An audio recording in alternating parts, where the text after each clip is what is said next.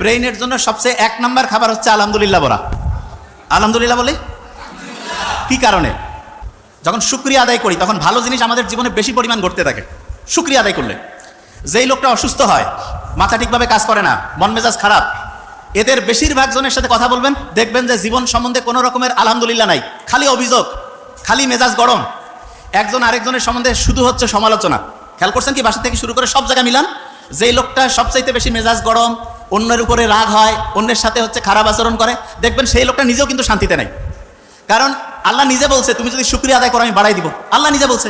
এবং বিজ্ঞানীরা এখন দেখতেছে যে যত বেশি শুকরিয়া আদায় করে তার ওই পজিটিভ জিনিসগুলো তত বেশি পরিমাণ হয়।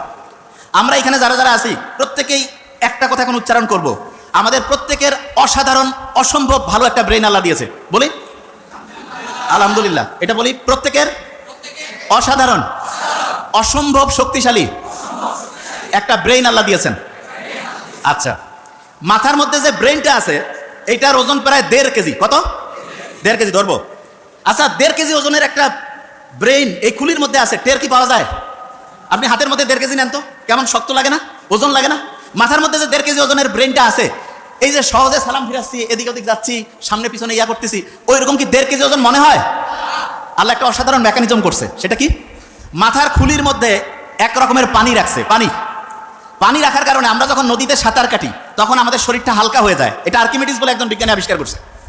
এবং আমাদের ব্রেইনটা আমাদের এই খুলির মধ্যে ওইরকম সাঁতার কাটতেছে। এবং সাঁতার কাটার কারণে যেই ব্রেইনের ওজন প্রায় 1,500 গ্রাম, সেটা কমে মাত্র 50 গ্রাম হয়েছে। কত গ্রাম?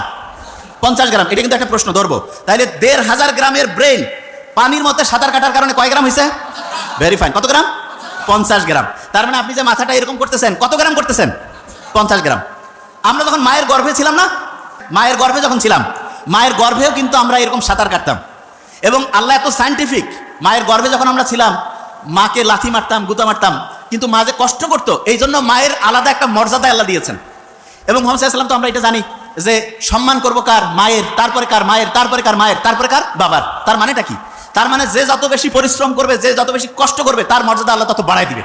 আমরা যারা মুসলমান সমাজের আছি, আমাদের সবচেয়ে শ্রেষ্ঠ একটা বৈশিষ্ট্য হইতে হবে চেষ্টা করা, পরিশ্রম করা। 1 নম্বর বৈশিষ্ট্য কি হবে? চেষ্টা করা, পরিশ্রম করা। পরিশ্রম আর চেষ্টা করার যে স্টাইলটা, সেটা আল্লাহ আমাদের গোটাল ডেইলি রুটিনের মধ্যে অলরেডি দিয়ে দিয়েছে। কিরকম? মুসলমান যারা 5 ওয়াক্ত নামাজ পড়ে না, 5 ওয়াক্ত ফজর যখন আমি নামাজ পড়ি, নামাজ পড়ার পরে আমরা অনেকে মূর্খ তো, নামাজ পড়ার পরে ইচ্ছামতো ঘুমাই গেলাম, তার লাভটা কি হলো? আল্লাহ নামাজ পড়ার পরে আমাদেরকে পরিশ্রমে যাওয়ার জন্য সবচাইতে বেশি হচ্ছে উদ্বুদ্ধ করছে। নামাজ শেষ করো, তারপরে তোমার জীবিকা অন্বেষণে বের হয়ে যাও। জীবিকা অন্বেষণ মানেটা কি? স্টুডেন্ট যারা, সে কি টাকা ইনকাম করবে? নো, তার প্রধান কাজ কি? পড়াশোনা করা। তাইলে আমি ফজরের নামাজ যখন পড়লাম, তারপরে আমার প্রথম কাজ কি হবে? পড়াশোনা করা। কি করা? পড়াশোনা। পড়াশোনার ক্ষেত্রে সবচেয়ে ভালো বুদ্ধি যেটা, সেটা হচ্ছে আগে কোরআন পড়ে নিব। যেমন প্রফেসর মুক্তার আহমেদ স্যার বলছেন, আমি তো শুনে খুব মজা লাগলো আজকে, যে আবু হুরায়রা রাদিয়াল্লাহু তাআলা আনহুর যে খেয়াল থাকতো না, তখন মুহাম্মদ সাল্লাল্লাহু আলাইহি ওয়াসাল্লামকে এসে বললো যে আমার তো খেয়াল থাকে না। মুহাম্মদ সাল্লাল্লাহু আলাইহি ওয়াসাল্লাম কি করলেন? তার শরীর থেকে চাদরটা খুলে নিলেন, বললো যে এটা মাটিতে বেছাও। এরপরে মুহাম্মদ সাল্লাল্লাহু আলাইহি ওয়াসাল্লাম একটু সেখানে দোয়া পড়ে একটা ফু দিলেন, বা ওনার হচ্ছে লালার থেকে কিছু জিনিস দিলেন। এরপরে ওই চাদরটা গুটায় বললেন শরীরে রাখুন। এরপরে ওই আবু হুরায়রা কি বললো? যা আমি পড়ি তাই আমার খেয়াল থাকে। ঠিক না? আবু হুরায়রা খেয়াল থাকতো না। তার মানে মানুষ মুহাম্মদ সাল্লাল্লাহু আলাইহি ওয়াসাল্লামের এই যে অসাধারণ একটা মানে বরকতের পূর্ণ, অসাধারণ একটা হচ্ছে যে দোয়ার বরকতে তার স্মরণ শক্তিটা অন্য লেভেলে চলে গেছে না? তাহলে আমরা যারা এখানে স্টুডেন্টরা আছি, আল্লাহর কাছে কিন্তু মুহাম্মদ সাল্লাল্লাহু আলাইহি ওয়াসাল্লাম তো নাই, কিন্তু তার শেখানোর রাস্তায় আমরা কিন্তু আল্লাহর কাছে চাইতে পারি। প্রথম যে কাজটা করবো সেটা হচ্ছে কোরআন পড়া। প্রথম কাজটা কি? আচ্ছা, এবার আমি বলি আগে, ব্রেইনে যে পানিটা আছে, এটার কারণে ব্রেইনের ওজনটা কত গ্রাম হয়? 50 গ্রাম। আচ্ছা, এবার শুনি। সকালে উঠে কোরআন শরীফ পড়ে যদি আমি বই পড়ি, লাভটা কি সেটাকে বুঝতে হবে। কোরআন শরীফ যখন আমি পড়বো, নিউ ইয়র্ক টাইমসের নাম শুনছি আমরা। নিউ ইয়র্ক টাইমস একটা খুব বড় রকমের হচ্ছে পত্রিকা। সেখানে একটা আর্টিকেল ছাপানো হয়েছে এরকম, যে ব্রেইনটা এমন একটা অবস্থা আছে, যেই অবস্থায় পৌঁছলে পড়ে 1 ঘন্টায় 5 থেকে 10 ঘন্টার পড়া যায়। 1 ঘন্টায়, এই যে লাস্ট বেঞ্চ, ওই যে লাস্ট বেঞ্চ, 1 ঘন্টায় 5 থেকে 10 ঘন্টার পড়া যায় 1 ঘন্টায়। এবং সেই অবস্থাটা তার একটা নাম দিয়েছে। কি নাম? Flow state. কি নাম? আচ্ছা, আমি বানানটা করি, FLOW, ফ্লো স্টেট। তা ওরা ফ্লো স্টেট তৈরির জন্য 5টা উপাদানের নাম বলছে। কয়টা উপাদান? 5টা উপাদান। এবং খুব মজার ব্যাপার, সেই 5টা উপাদান তৈরির জন্য যে আলাদা আলাদা 5টা কাজ আছে, সেই 5টা কাজের যে সামারি, সেই কাজটা আল্লাহ নামাজের মধ্যে কোরআন পড়লে সেই সিস্টেমটা চালু করে দিয়েছে। বুঝি নাই? একজনকে বললাম যে ভাই তুমি ABCDE 5টা ওষুধ খাবা আলাদা আলাদা। আরেকজনকে বললাম যে ভাই তোমার 5টা ওষুধ আলাদা খাওয়া লাগবে না, জাস্ট একটা ছোট্ট ট্যাবলেট আছে, সেটার মধ্যে 5টার সব কানেকশন আছে, কোনটা বেশি দামি হইলো? বুঝি নাই? একজন ডক্টরের কাছে গেছে 5টা আলাদা আলাদা ওষুধ দিছে, আরেকজনের কাছে গেছে বলছে তোমার এই 5টা খাওয়া লাগবে না, একটা খেলেই 5টার কাজ করবে। তাহলে কোনটা বেশি ভালো ডাক্তারই হইলো? ওই একটা কাজ হচ্ছে নামাজ পড়া, কোরআন পড়া। কোন কাজ?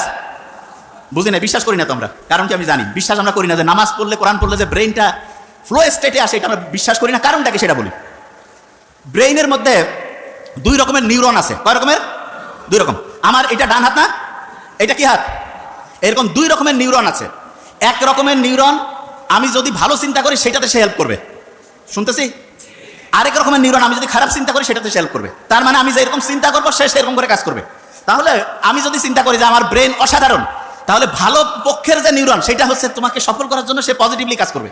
আর আমি যদি চিন্তা করি না আমার ব্রেন ঠিকভাবে কাজ করে না, আমার মাথার মানে হচ্ছে শক্তি কমে গেছে, আমার খেয়াল থাকে না, তাহলে ওই নিউরন, যে নিউরনটা খেয়াল না রাখতে তোমাকে হেল্প করবে, সেটা কাজ করবে।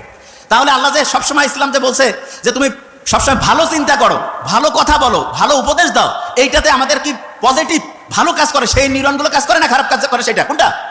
ভালো কাজ। তাহলে আমি ভালো কথা বললে, অন্যের উপকার করলে, ভালো চিন্তা করলে আমার পজিটিভ নিউরনগুলো কাজ করবে না নেগেটিভগুলো? পজিটিভ। একজন যে অসাধারণ হয় তার কি নেগেটিভ নিউরন কাজ করে না পজিটিভ? পজিটিভ। আচ্ছা, এই যে ডারউইন যে আছে না, বলছে যে বান্দর থেকে আসছে, বিশ্বাস করেন মিথ্যা কথা। তাইলে এখন কমেন যে স্যার মিথ্যা কথা, তাইলে বইয়ে পত্রে যে পড়তেছি, ব্যাপারটা হয়েছে কি, বহু টাকা ওরা ওইটাতে ইনভেস্ট করে ফেলছে। এখন ওইটা যদি মার্কেটে না চলে তাহলে ওই টাকা এখন উঠাবে কেমন করি? এই জন্য করছে যে হ্যাঁ ওইটাই ঠিক আছে। কিন্তু সত্যি কথা বলতেছি, এখন পর্যন্ত একটাও প্রমাণ করতে পারে নাই যে সারা পৃথিবীতে মানুষ তৈরি হয়েছে বানর থেকে, কেউ প্রমাণ করতে পারে নাই। এমনকি ডারউইনের যে ওই পক্ষের যে বিজ্ঞানীরা, ওরা করছে যে না এটা আসলে ঠিক না। কিন্তু মার্কেটে চলতেছে কেন? কারণ অনেক টাকা ওইখানে ইনভেস্ট করছে। মানুষকে বানাইছে আল্লাহ, এইটা এদের বলতে সমস্যাটা কোন জায়গায়, এটা অনেকে বুঝে না। যে এটার কারণটা কি, মানুষকে আল্লাহ বানাইছে এটা বললে সমস্যা কোথায়? এইটাই হচ্ছে মেইন সমস্যা। মানুষকে আল্লাহ বানাইছে এটা যখনই কেউ বিশ্বাস করবে, তাহলে আমি যদি একটা জিনিস বানাই, ওইটার ভালো কিসে খারাপ কিসে সেটা আমি জানবো না। আমি যদি বলি যে এইটা একটা মেশিন, এটা আমি বানাইছি, তাহলে এটার গাইডলাইনটা কি আমার অনুযায়ী চলবে না আরেকজন দিলে হবে?